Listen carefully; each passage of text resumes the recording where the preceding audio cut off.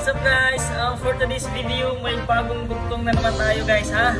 May lalabas ulit na bugtong sa screen at hulaan nyo po for 200 pesos pang merienda guys ha. Wow! Hintayin po natin may lalabas po. Pa-view po ng video guys hanggang sa matapos kasi nasa dulo po yung clue ha. May clue po sa dulo guys. Tingnan nyo po. May clue ng sagot. Ayun. Sa haba ng pasensya mo, natakpan mo ang butas ng katawan ko. Ayun, ayun. Nawawala guys. Ayan po yung challenge para sa Christmas light ha. Okay, yung criteria po ganun pa rin guys. Isang sagot lang po guys ha. Isang sagot. Pa-follow, pa-share, and pa-subscribe po ng YouTube channel natin. Nasa comment section po yung link ha. Ayan. Shoutout po dyan sa cover photo natin, nakikita nyo guys ha. Photo yan ng doon sa barangay ko guys ha. Doon malapit yan sa bahay ng tula ko ha.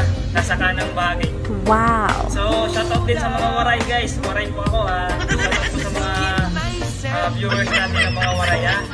Sana all. Ayun lumalabas siya guys. Okay, ayun. Basahin nyo na lang guys at saka i-view nyo po matapos ang video. At huwag po kayong mag-skip ng ads ha. Huwag po kayong mag-skip ng ads. Ayun, lumalabas siya. Saka relax lang po ha. Relax lang po sa sagot. Mag-isip muna at saka laro-laro lang. Huwag po seryosohan. Sorry, nais lang ako. Huwag po mag-seryoso masyado ha. Kasi yung iba seryoso guys, nagiging selfish tuloy tayo guys.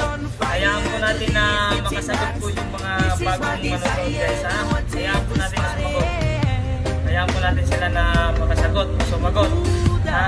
Ipipihim ko po yung mananalo guys ha. Ipipihim ko, i-direct message ko po yung nakakahula guys ha.